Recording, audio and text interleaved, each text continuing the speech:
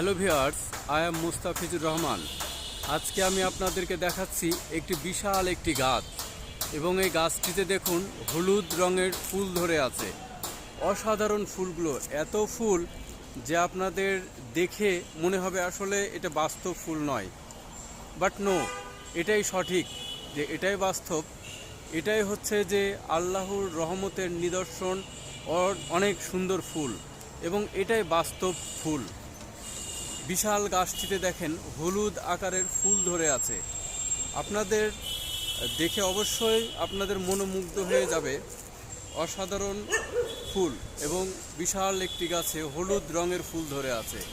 মনে হবে যে হলুদ রং ঢেলে দেওয়া হয়েছে অথবা হলুদ মাখানো হয়েছে।